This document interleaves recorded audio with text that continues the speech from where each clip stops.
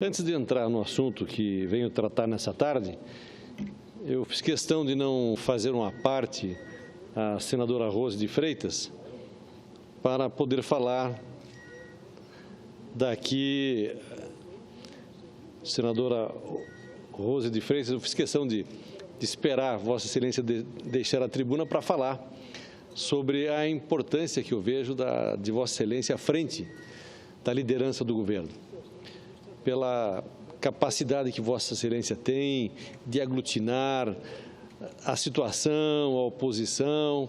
Tivemos uma experiência muito positiva e importante na CMO do ano passado, onde muitas pessoas diziam, achavam, falavam, outros não, pensavam, isso não vai dar em nada, ninguém vai conseguir aprovar a LDO, ninguém vai conseguir aprovar o orçamento para o ano, e Vossa Excelência, com seu jeito muito pessoal, com toda a inteligência, com todo o respeito aos seus colegas, à oposição, conseguiu fazer um trabalho excepcional à frente da CMO. E eu tive o prazer de estar junto com Vossa Excelência, dar uma pequena parcela de contribuição, mas, sob o seu comando, nós conseguimos realizar o orçamento para 2016 e está aqui.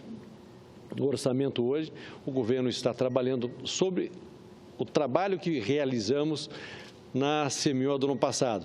E tenho certeza que esse seu trabalho, à frente da liderança do governo, não será diferente. Vamos ter um bom debate, vamos discutir aquilo que é importante para o nosso país. Pode contar com o nosso apoio, o nosso trabalho, com o PDT. O PDT não está na base, não está na oposição, está a favor do nosso país. Como Vossa Excelência muito bem colocou aqui, temos que pensar o Brasil. Eu dizia isso num pronunciamento nessa semana e em outro dia. Está na hora de deixarmos de lado o cabo de força, de oposição e situação, e pensarmos na população brasileira, pensarmos de que forma nós queremos nosso país. E é assim que nós nos colocamos. Eu tenho certeza que Vossa Excelência fará um trabalho importantíssimo, defendendo não só o governo, mas defendendo o interesse brasileiro. Portanto, me sinto muito à vontade, muito tranquilo e feliz por ver Vossa Excelência à frente da liderança do governo.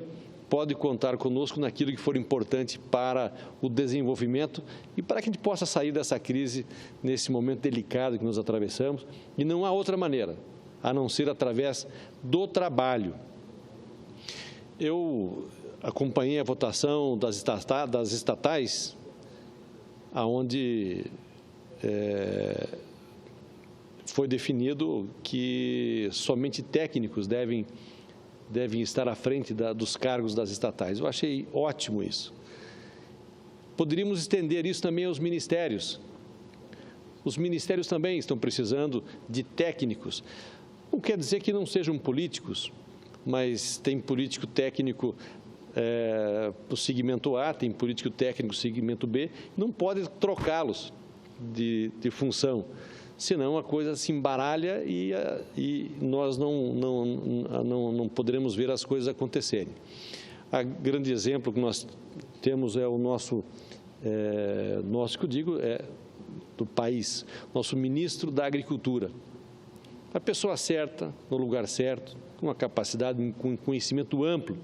Nós recebemos hoje pela manhã, na Comissão de Agricultura e Reforma Agrária, nosso colega, senador Blairo Maggi, ministro da Agricultura, que, junto com a sua equipe, apresentou a sua estrutura de trabalhos, planejamento sobre a atualidade da agricultura e o futuro. Então, se nós pudéssemos estender também para todos os ministérios pessoas que tenham ligações com a matéria, seria muito importante. Deixarmos de lado essas negociações partidárias que tem que indicar A, B ou C, mas indicam-se pessoas que não têm o menor conhecimento com a matéria. Isso traz um prejuízo enorme para o nosso país. Então, entendo que esse é o caminho. Eu tenho colocado aqui, nesse plenário, e que a agropecuária é o setor que tem mais condições de ajudar o país a superar a crise nesse momento.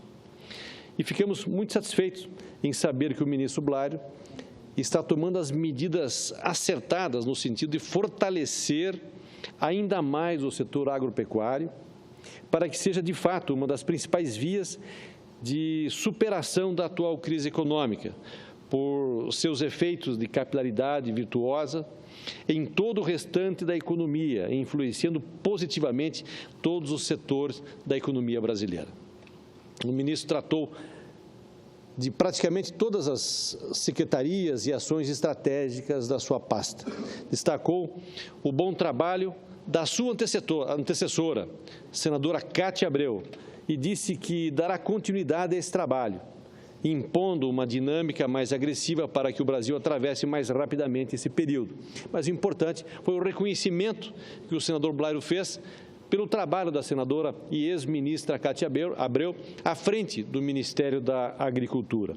Portanto, temos a plena certeza de que o Ministério da Agricultura está em boas mãos e que a gestão do Blário Maggi será marcante e coroada de êxito.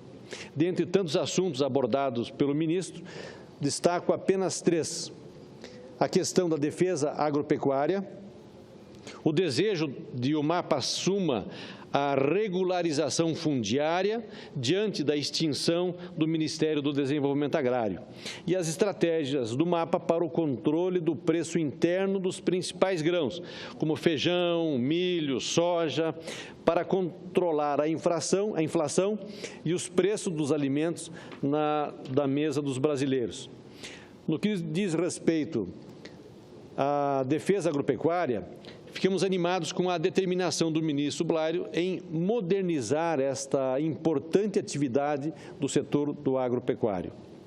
Em maio do ano passado, o governo federal apresentou o Plano Nacional de Defesa Agropecuária, anunciando medidas para modernizar a legislação, ampliar os serviços e reestruturar laboratórios de análises, entre outras medidas, com o objetivo de mostrar para o mundo que estamos preparados para enfrentar os novos desafios sanitários.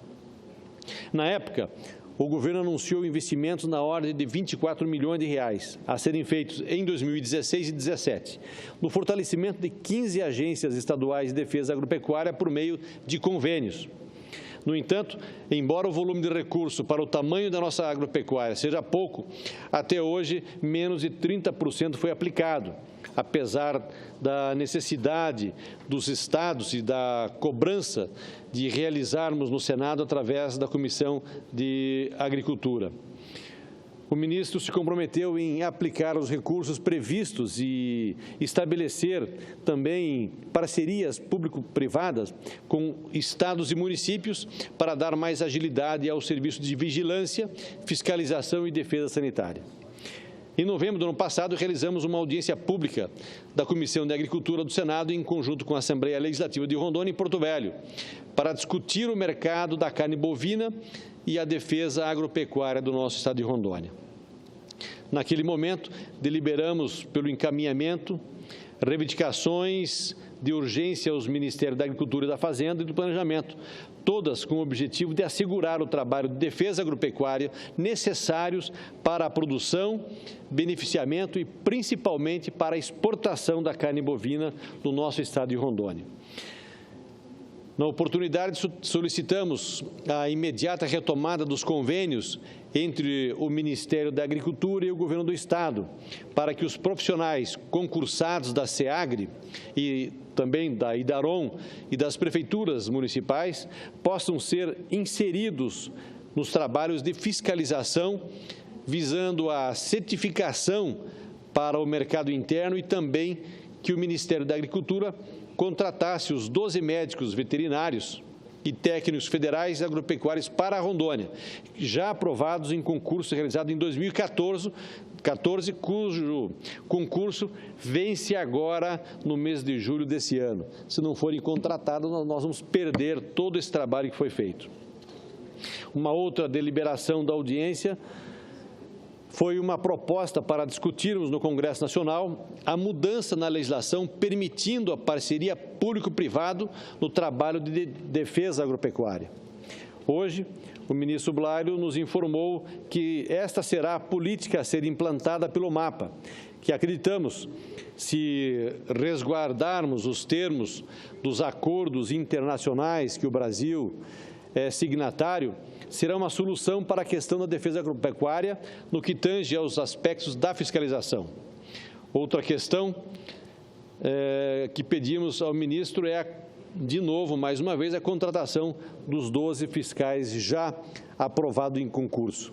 No que diz respeito à regularização fundiária, considerando que o setor não está recebendo atenção devida após a extinção do Ministério do Desenvolvimento Agrário, entendo que seria oportuno deslocar essa pasta da Casa Civil para o Ministério da Agricultura, pois falta de regularização fundiária é um dos grandes entraves ao desenvolvimento da agricultura, principalmente a agricultura familiar, principalmente no estado de Rondônia e em toda a Amazônia. Essa emancipação dos assentamentos, ela é urgente, não só na Amazônia, mas em todo o território brasileiro. Entendo que o ministro, que demonstrou interesse em assumir esse desafio, tem total condições para tocar essa tarefa e terá todo o nosso apoio e todo o apoio da Comissão de Agricultura e Reforma Agrária do Senado, que ficou clara hoje pela manhã. No que diz respeito ao controle dos preços e à segurança alimentar, nas últimas semanas, a agropecuária tem figurado nos noticiários por conta da brusca elevação do preço do feijão nos supermercados brasileiros. A elevação dos preços é resultado da quebra da safra brasileira de diversos grãos por problemas climáticos e também por falta de milho, que é a base alimentar dos sistemas produtivos da avicultura, suinicultura e parte da produção de leite também. O Ministério autorizou a importação do feijão do Mercosul, do México e da China, esperando que isso seja suficiente para a estabilização do preço do produto, essencial na mesa do trabalhador brasileiro. A falta de milho para abastecer o mercado interno, que é a principal matéria-prima da ração, atinge os produtores de aves e suínos, acarretando até agora o fechamento de pelo menos 3 unidades de abate, disse o presidente da Associação Brasileira de Proteína Animal, Francisco Turra. Até 15% da capacidade da produção de carne suína e de aves está fechada no Brasil, que é o maior exportador de carne de frango do mundo e o 4º maior exportador de carne de porco. Isso representa 225 mil toneladas de produção ao mês. A situação afeta toda a indústria de carne, que está demitindo trabalhadores e perdendo dinheiro em meio à crise econômica que atravessamos. Porém, além da questão econômica, quero chamar a atenção para a questão de segurança alimentar. O preço do leite aumenta e assusta os consumidores. Em algumas regiões, registra-se elevações de até 40% nas gôndolas dos supermercados. A oferta do produto está em queda no país em decorrência da alta dos custos de produção do setor, principalmente devido à valorização do milho usado na ração para o rebanho leiteiro e agravado pela onda de frio que atingiu o centro-sul do nosso país.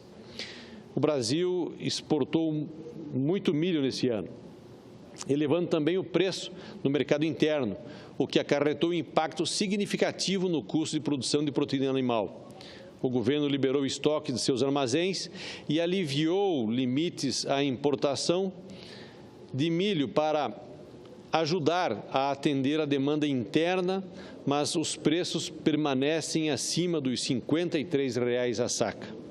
A carne bovina, o brasileiro praticamente não consegue mais consumir, pois trata-se de uma commodity de alto valor para exportação, importante para o superávit da nossa balança comercial, e no primeiro trimestre desse ano, o consumo de carne bovina chegou ao menor nível desde os anos de 2000 e 2001. Segundo cálculos do IBGE, cada consumidor no país adquiriu, em média, 30,6 quilos de carne bovina no ano passado, o que correspondeu a uma queda de 8,4% em comparação ao mesmo período do ano 2014. Então, senhor presidente, a carne suína e de frango tornaram-se a opção mais barata na crise para a mesa do brasileiro.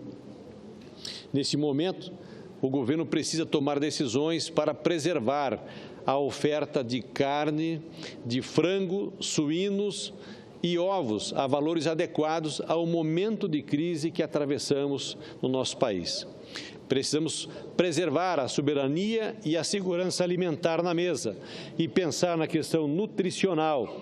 O Brasil saiu do patamar de país de pessoas com fome, mas precisamos de atenção nesse momento para que não haja um retrocesso. Ou seja, o brasileiro melhorou a sua qualidade de vida, mas estamos prestes a ter um retrocesso e temos que ter uma ação firme do governo. Nós também estamos contribuindo para isso, para que não haja nenhum retrocesso na melhoria de qualidade de vida da população brasileira. Nesse sentido, nós debatemos hoje pela manhã na nossa Comissão de Agricultura e Reforma Agrária, presidida pela senadora Ana Amélia. Muito obrigado, senhor presidente, pelo tempo e pela sua atenção de nos dar a sua vaga para que eu pudesse me pronunciar. Muito obrigado, senhor presidente.